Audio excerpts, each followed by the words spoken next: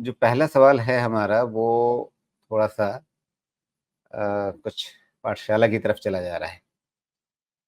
हालाँकि आज के माहौल में वो थोड़ा करंट भी है, लेकिन पाठशाला का इसका मुख्य रूप से स्वभाव दिख रहा है।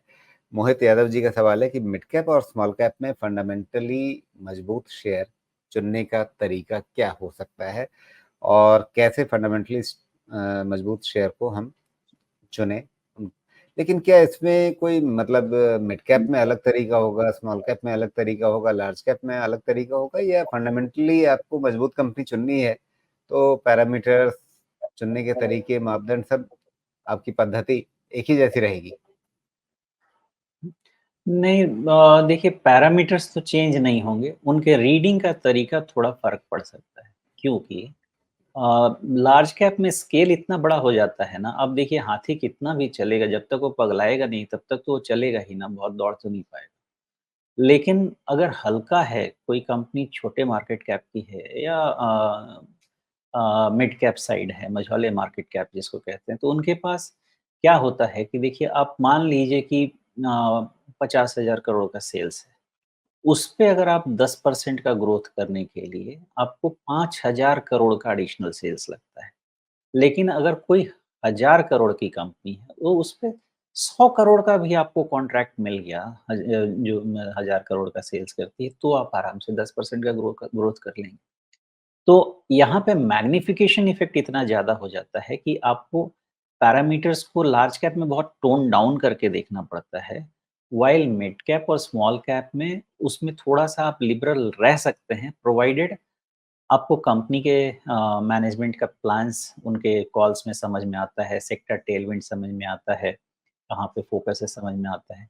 यहाँ पे थोड़े लिबरल रह सकते हैं। तो लार्ज कैप की इवैल्यूएशन जब मैं करता हूँ तो थोड़ा मुझे कंज़र्वेटिव रहना पड़ता है, और एक आप समझें कि GDP growth, nominal GDP growth rate पे अगर ग्रोथ मिल जाए, तो बहुत है हमारे लिए। मतलब सेल्स नहीं कह रहा मैं, प्राइस ग्रोथ की बात कर रहा हूँ। उतना भी ग्रोथ अगर कॉम्पेंसेट कर दे, तो बाकी सेफ्टी के लिए हम सैक्रिफाइस कर देते हैं।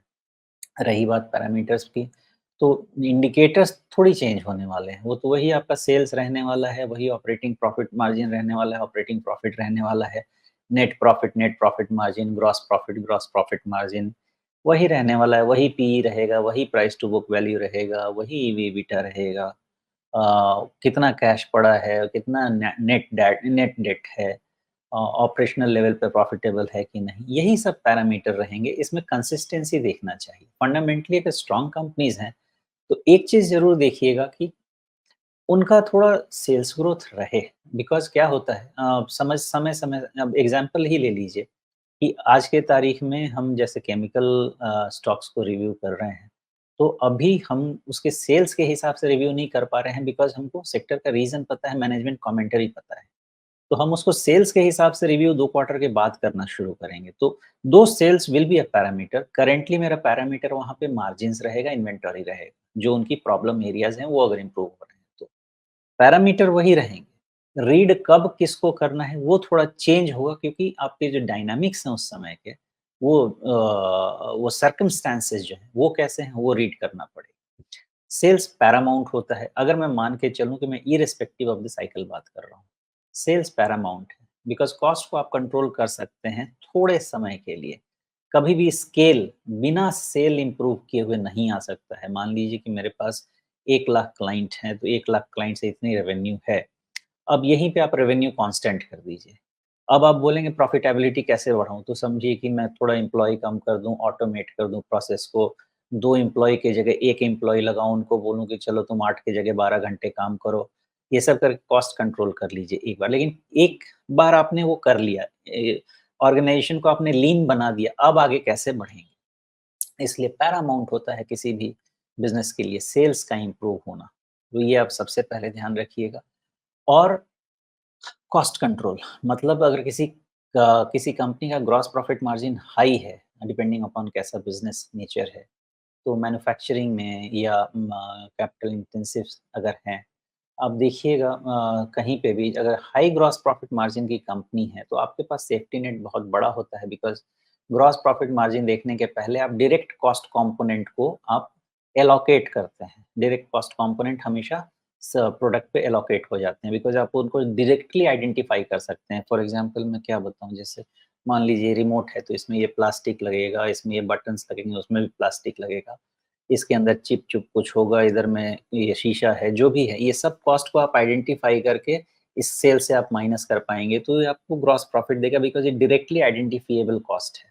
लेकिन जब आपने ये कर लिया, उसके बाद आप अपने एम्प्लॉइज़ को सैलरी देंगे, ऑफ़िस का इलेक्ट्रिसिटी बिल देंगे, कुर्सी चेयर रिपेयर कराएँगे, कंप्यूटर खरीदेंगे, उसका डिप्रिशिएशन करेंगे, ये सब आपके जो हैं उसके बाद ग्रॉस प्रॉफिट में से आप माइनस करेंगे। ये कॉस्ट आप एलोकेट नहीं कर सकते, क्योंकि ये डायरेक्टली आइडेंटिफाइएबल इसके जैसा नहीं रहेगा। इसको आपको अपॉर्शन करना पड़ेगा प्रो रेटा। आपके जितने डिवीज़न हैं उसके हिसाब से आप उनका कॉस्ट अपॉर्शन कर दीजिए। उसके बाद आप पहुँचेंगे नेट प्रॉफ़िट मार्जिन पे। तो इसीलिए ग्रॉस प्रॉफ़िट मार्जिन अगर हाई है बिज़नेस का, सेफ्टी नेट बहुत बढ़ जाती है।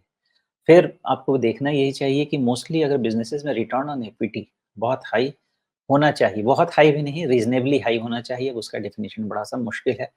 एट लीस्ट आपका रिटर्न ऑफ इक्विटी आपके कॉस्ट ऑफ इक्विटी से कुछ अच्छे मार्जिन के ऊपर होना चाहिए। आपका कॉस्ट ऑफ कैपिटल जितना होता है उसके ऊपर होना चाहिए। रिटर्न ऑन इक्विटी इसलिए हाई होना चाहिए बिकॉज़ आपने मान लीजिए कि कह दिया कि आपका 1 लाख रुपए का प्रॉफ़िट है। लेकिन आप देखें कि आपके 1 लाख 1 लाख आपका शेयर भी है उसमें। तो आपका पर शेयर प्रॉफ़िट सिर्फ़ ₹1 होता है।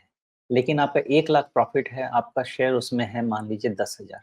तो प्रॉफ़िट आपका पर शेयर मैग्निफ़ाई हो गया, तो रिटर्न ऑन इक्विटी जो है आपका बहुत बड़ा हो जाएगा। तो रिटर्न ऑन इक्विटी मतलब हर शेयर होल्डर के लिए कितना बड़ा प्रॉफ़िट का शेयर अवेलेबल है।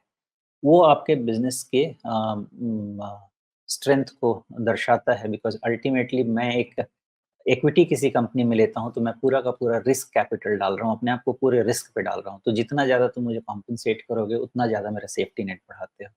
इसलिए ये सब पैरामीटर्स में फंडामेंटली अच्छे होने चाहिए।